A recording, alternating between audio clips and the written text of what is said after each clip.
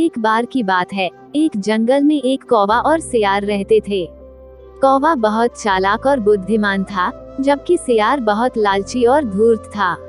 एक दिन सियार ने कौवे के सामने मित्रता का नाटक किया और कहा, भाई कौवा, हम दोनों इस जंगल में रहते हैं, इसलिए हमें एक दूसरे के साथ मिलजुल कर रहना चाहिए। हम एक साथ भोजन ढूंढेंगे और इसे आपस में बांट लेंगे।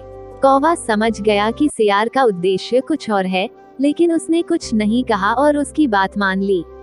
अगले दिन दोनों भोजन की तलाश में निकले। उड़ते हुए कौवे को नीचे एक पेड़ पर मांस का एक टुकड़ा दिखाई दिया। कौवे ने मांस उठाया और पेड़ की ऊंची डाल पर जाकर बैठ गया। सियार ने मांस देखकर अपनी चालाकी दिखाई और कौवे से कहा, भाई कौवा, तुम तो कितने सुंदर हो। तुम्हारी आवाज भी बहुत मीठी है।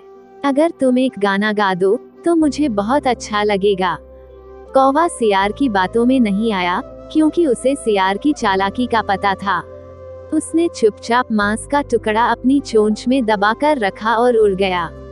इस तरह कौवे ने सियार की चालाकी को समझकर अपनी बुद्धिमानी से अपना मांस बचा लिया और सियार को खाली हाथ छोड़ दिया।